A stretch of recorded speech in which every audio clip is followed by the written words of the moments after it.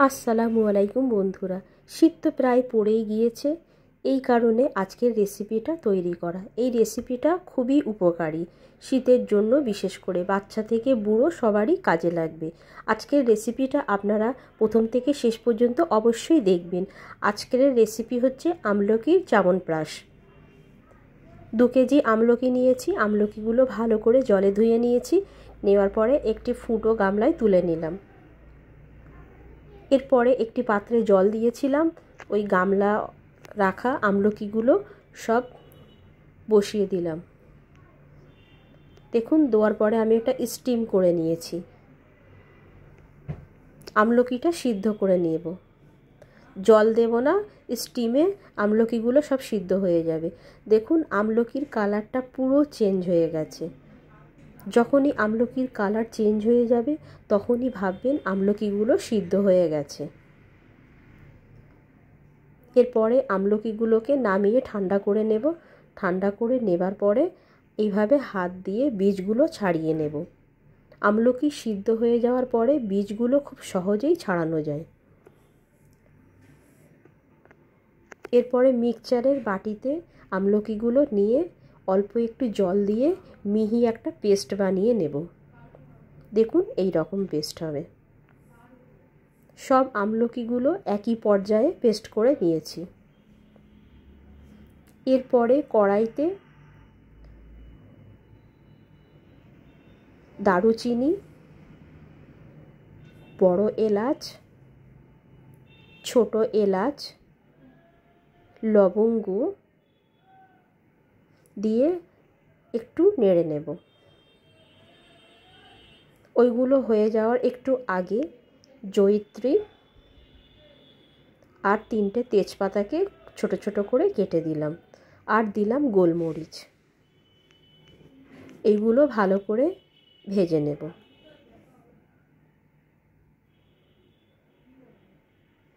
এগুলো ভাজতে ভাজতে খুব সুন্দর একটা মিষ্টি গন্ধ বার হবে। নামানোর আগে অল্প একটু পাঁচফোড়ন দিলাম, দিয়ে ভালো করে আরেকটু নেড়ে নিয়ে থালায় ঢেলে নিলাম। ঠান্ডা হওয়ার জন্য অপেক্ষা করব। এরপরে কড়াইটা গরম হয়ে গেলে এতে 100 গ্রাম মতো সিরি ঘি দিয়ে দিলাম। সিরি ঘি গরম হয়ে যাওয়ার পরে পেস্ট করে রাখা আমলকিগুলো সব দিয়ে দেব।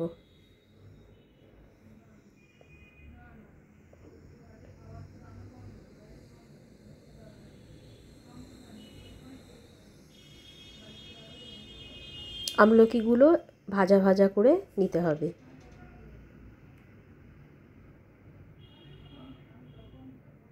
হাত বন্ধ দেওয়া যাবে না, অনবরত নাড়তেই থাকতে হবে, না হলে তলায় বসে যাবে। এর মধ্যে আমি একটা পেস্ট বানাবো। খেজুরগুলোকে ধুয়ে বীজ ছাড়িয়ে নিয়েছিলাম, আর তুলসী পাতা দিয়ে একটা পেস্ট বানিয়ে নিলাম। আর মশলাগুলো ঠান্ডা হয়ে গেছে, সব ভাজা মশলাগুলো দিয়ে একটা মিহি পেস্ট বানিয়ে নিয়েছি। দেখো, মশলাগুলো সব করা হয়ে গেছে, একটা বাটিতে ঢেলে আমি রেখে দিলাম। আদা নিয়েছি 50 গ্রাম মতো, ওই আদাটাকেও পেস্ট করে নিলাম। পেস্ট করে নেওয়ার পরে আমলকিতে দিয়ে দিলাম। এরপরে আমি যেহেতু 2 কেজি আমলকি নিয়েছি, এই কারণে আমি 1 কেজি গুড় দিলাম।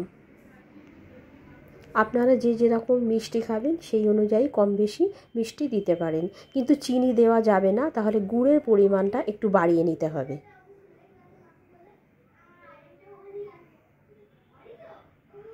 এরপরে আবার একভাবে মিডিয়াম টু লো হিটে করলেই ভালো, বেশি ওভেন জোরে দেওয়ার দরকার নেই। জোরে দিলেই তলায় বসে যাবে। অনবরত নাড়তেই থাকবেন। এরপরে আমলকিগুলো কালারটা দেখুন অনেকটা চেঞ্জ হয়ে গেছে, ভাজা হয়ে গেছে। এবারে খেজুর আর তুলসী পাতার পেস্টটা দিয়ে দিলাম, দিয়ে আবার নাড়তে থাকুন।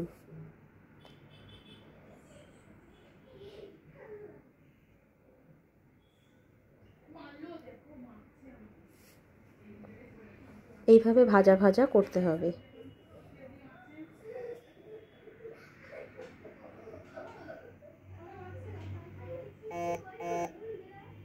এরপরে ভাজা মশলাটা দিয়ে দেব ওপর থেকে।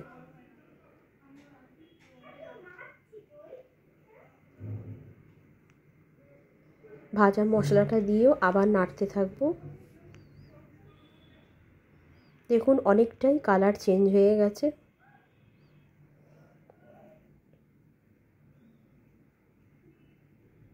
এই চ্যবনপ্রাশটা শীতের শুরুতে করে নিলে পুরো শীতভর আপনারা খেতে পারবেন। ফ্রিজে রাখার দরকার নেই, বাইরেই থাকলেই ভালো থাকবে। বাচ্চা থেকে বয়স্ক সবাই খেতে পারে। খেলে সর্দি কাশি অনেকটাই দূরে থাকবেন। 250 মতো মধু নিয়েছি, মধুটাও দিয়ে দেব, দিয়ে আবার নাড়তে থাকবো।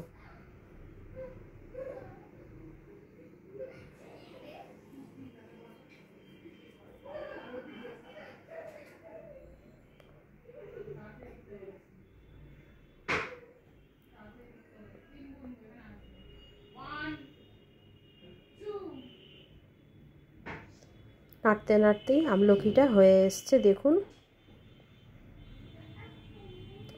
এবারে হয়েই এসছে, আর বেশি বাকি নেই।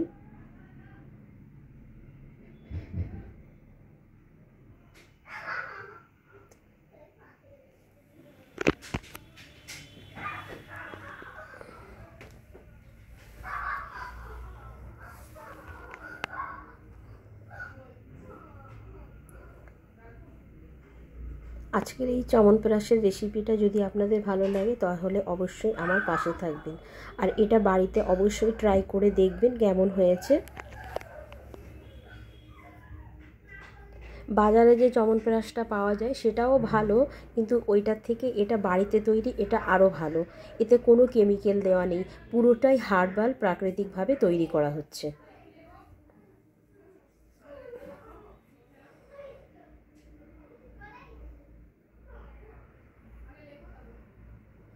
হয়ে গেছে, ঠান্ডাও করে নিয়েছি।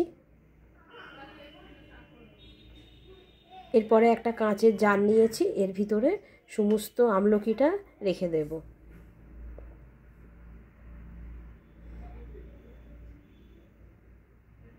আপনারা চাইলে এয়ারটাইট কন্টেনারেও রাখতে পারেন।